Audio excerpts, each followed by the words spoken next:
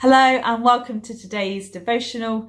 Today we will be looking at Nehemiah 4 verses 1 to 14. And this is opposition to rebuilding the wall. And straight away in verse 1 we see that Nehemiah and the Jews have come up against opposition from Sanballat and his associates, saying you can't rebuild this wall. There's no point rebuilding it. It's just going to crumble because you're using rubble. Tobiah even said, even a fox climbing up on it would break down the wall of stones. And so they mocked them and they laughed at them and they said that they can't do the rebuilding of the wall. But in verse 4, we hear Nehemiah's response. And Nehemiah's response isn't towards them. He isn't talking to them. He actually takes it to God. And his first thing is to pray and take the situation, how he's feeling, all that is going on, to God and ask God to deal with that situation as he sees right. And so they continue to build the wall. And I love just the line in verse 6 where the people worked with all their heart. I just love that Nehemiah just said in that people worked with all their heart, that they put their love into building the wall, that it's a bit more than them just doing it for a job. But actually they did it with their heart as well.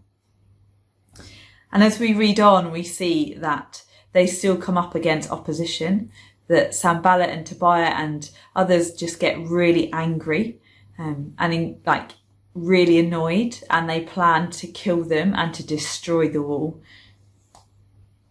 But Nehemiah says again, we will pray, we will take this to God. And Sanballat says that they will put people among them, the Jews without knowing, to kill them and to destroy them. And the second thing that Nehemiah teaches us to do is to stand guard. We read throughout this passage that he puts people at different points of the wall to stand guard, to stand watch, to make sure that nothing happens to it, to make sure that the schemes of the enemy do not come to fruition. And in verse 13 and 14, it reads this. Therefore, I stationed some of the people behind the lowest points of the wall, at the exposed places, posting them by families with their swords, spears and bows. After I looked things over, I stood up and said to the nobles, the officials and the rest of the people, don't be afraid of them. Remember the Lord, who is great and awesome, and fight for your families, your sons, your daughters, your wives, and your homes. And I love that bit of Nehemiah saying that we need to stand guard. We need to stand guard against what Sanballat and Tobiah and others are doing, just in the way that we need to stand guard against what the schemes of the enemies are. That the enemy just uses situations and people to niggle at us and to throw us off course when we are doing God's work.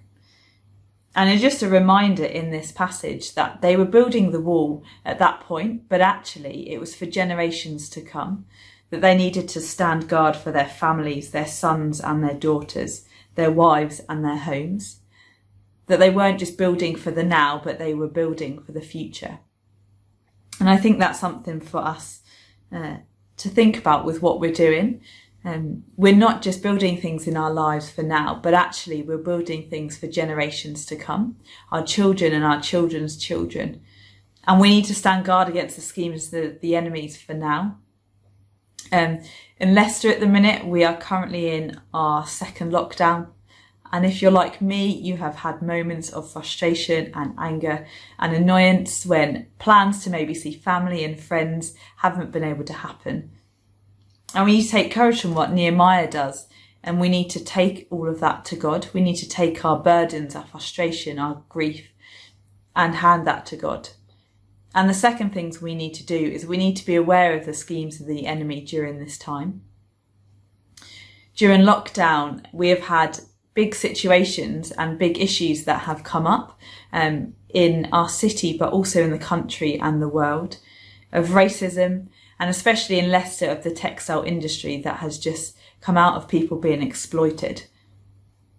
And it has felt the second wave of lockdown that people have been blamed And it can be really easy for us to turn against each other in this city. It can be really easy for us to blame people.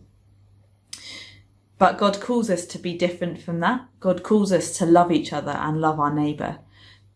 And as Nehemiah does in this, we need to stand watch and stand guard of the schemes of the enemy that will use this time to cause disunity in our city. It will cause this time to ruffle feathers and for us to blame each other for these situations. But we need to be people that pray, and we need to be people that act, that are watchful, that look out for each other, that love each other, and just be aware of the schemes of the enemy. So as you go into your day today, I bless you with a really good day of really good conversations with your family, with your friends, with your work colleagues. And I bless you with peace. And I pray that there is an awareness of your day of what God is doing, of the things that God has put in your heart and on your mind for you to do. I pray that you do that with diligence and with wisdom and with joy. And I also pray that we as a church, as a city, as a nation, we stand up against the schemes of the enemy and that we are diligent in our praying. So have a wonderful day.